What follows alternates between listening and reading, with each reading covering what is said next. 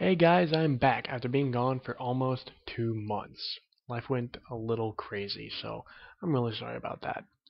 Now, I'm going to be showing you guys a introduction video to Age of Mythology, the Titan expansion. And let me know in the comments, if you really would like to see more of this, if you kind of just want me to leave it alone, put it in the comments. Starting off, the reason why I'm giving you guys this video instead of one about MMOs is because last night I got into a little debate with one of my guildies. We were talking about real-time strategy, and he was mentioning StarCraft 2 and how great it is, and I was like, no, Age of Mythology is better. It's older, but it's still the best. And so I decided to make this video to prove him wrong. Yes, let's hope and I do that. Now, first off, we're going to be watching the tutorials. Those are going to be coming up in a little bit. You're going to have the basic one, the one for the Norse, which are my favorite, the one for the Egyptian, and then the one for the Atlanteans. After that, I'm going to throw in some small gameplay videos while I talk to you guys about the little specific mechanics that apply to Age of Mythology, the Titan expansion. And so with that covered, it's time to start watching the tutorials. And, well, I'm going to let the game do the talking. Enjoy!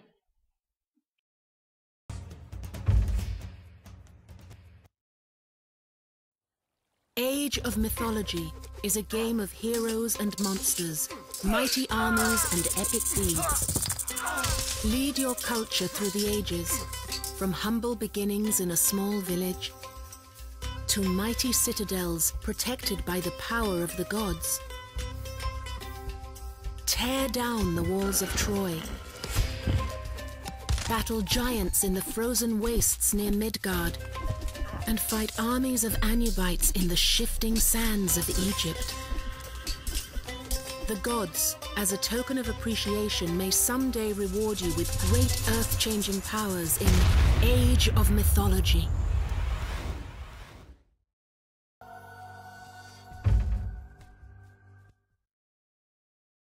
There are 3 things to remember when playing the Norse.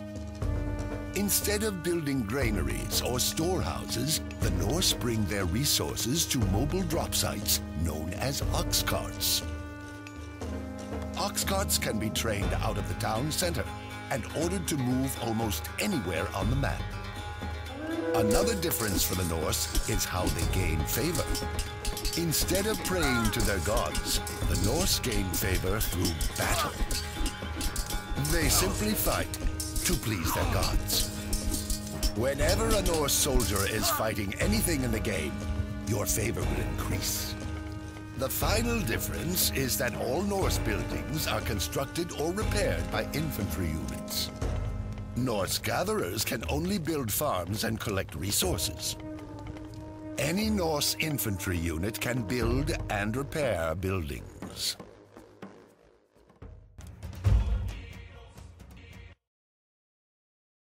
When playing the Egyptians, there are 2 things to remember.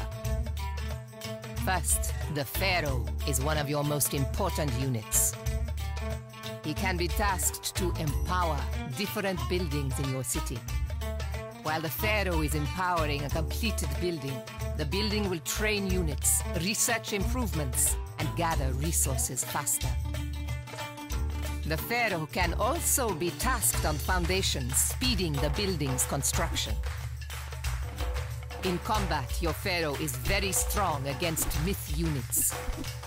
You only have 1 Pharaoh, so where and when to use him is very important. The Egyptians gain favor by building monuments. There are 5 different monuments that can be built. You can only build 1 of each. You will gain favor faster with each new one constructed.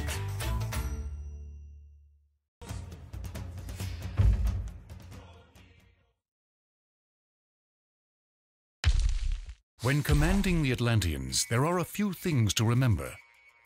First, their citizens take longer to train and are more expensive. However, they gather and build nearly 3 times as fast as other villagers. Also, they do not require any drop sites when they are gathering. Atlanteans scout using oracles.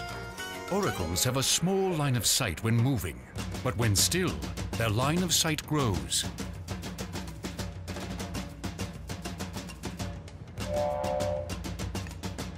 Atlanteans can instantly promote any of their human units to heroes for a price. Units that are turned into heroes are a little better at everything they do, but they are much better at fighting enemy myth units. To get favor, Atlanteans must control town centers. The more town centers an Atlantean player has, the faster he generates favor. Unlike other cultures, the Atlanteans can build new town centers from the very start of the game. And that ends our tutorials. Now, one thing that I would like to discuss with you guys before I talk about the mechanics is something that the tutorials failed to mention. Each civilization has a total of 3 major gods that they can choose to worship at the beginning of the game. Let's take the Greek. The Greeks' 3 major gods would be Zeus, Poseidon, and Hades. These 3 major gods will determine the god powers that you'll acquire throughout the game. They'll determine the mythical units you can get, they'll determine the enhancements you can get, and much more. Every civilization has these 3 major gods. They're different for each civilization, but they still have to choose between 3 major gods. So instead of just having a total of 4 civilizations, you actually have 12. So it is pretty cool in its own right. Now let's talk a bit about the UI. What you see. Take a look at the very left hand corner on the very bottom.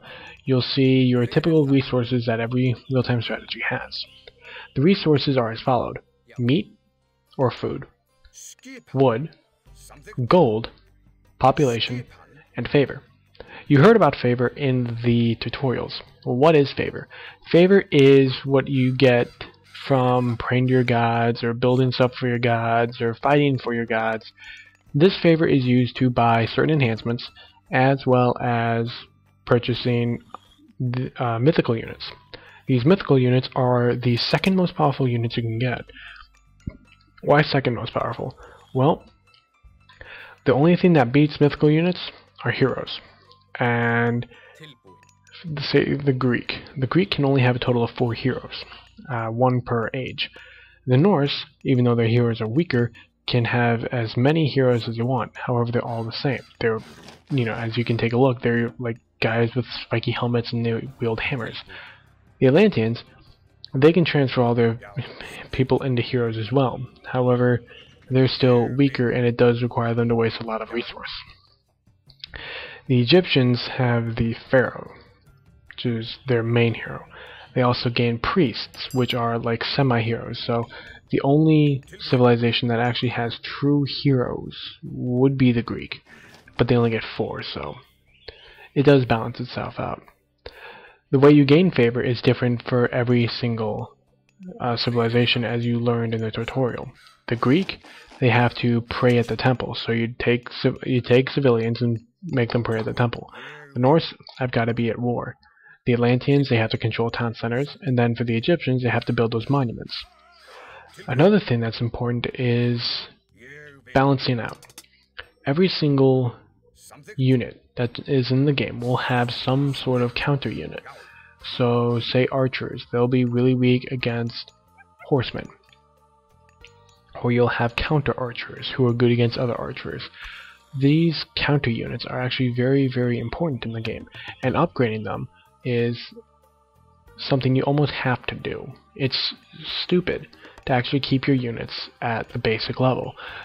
Throughout the game, you'll be able to upgrade your units from basic to medium to heavy to champion, or whatever type of upgrades that your civilization has.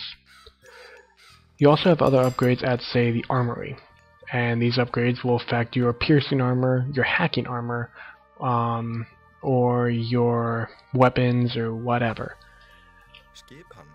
These are essentially what will help you out throughout the game. Now let's take a look at the upper top. At the very top, you'll see the age that you're in. And currently it says I'm in the classical age. Then you'll see a few pictures underneath it, and those are god powers. Every age you will get a god power for the god that you chose to worship. At the very beginning, you get the god power for your major god. Then you'll acquire god powers for every demigod that you choose to worship. So right now I've got gold mine because my main god is Thor, And if I use this early on, it gives me another gold mine that I can use, except it's small. The later I use this gold mine, the larger it gets. The next is forest fire, and I can use this on, well, forest fire. And the best place to use it? Well, if your opponent is dumb enough to place important buildings next to, well, forests or small patches of wood, use forest fire and it'll damage the building or any units by it. Now it is important to note that all god powers can only be used once, except if you're the Atlanteans. The Atlanteans can use their god powers in more than once, normally. But they're not as strong. There are some really strong god powers when you get to the Mythic Age, and those can only be used once. But others, such as, say, Destruction or Destroy for Kronos, they can be used up to 3 times. Now they're on a recharge timer, so you can't just spam it, but you can use it up to 3 times. So the Atlanteans do have a bit of an advantage there, but their god powers aren't almost nearly as strong. For the Norse, I'll have a god power called, well, I believe it's Summon Nihog. The Nihog is a giant dragon type creature that I can summon, and it stays there until it dies. It is incredibly powerful, and there is no god power like this for the Atlanteans. So even though the Atlanteans can use their god powers more, they suffer because they're not as good. These are just a few of the basic mechanics of the game. Everything else is very similar. Click where your army wants to go, build these settlements here. You have to build specific buildings to increase through the ages, and you get, infantry, you get horseback, you get archers, you get heroes, and mythical units. Everything else is basically the same. However, the implementation of favor, mythical units, and god powers really does set Age of Mythology apart, and it does really make the game fun.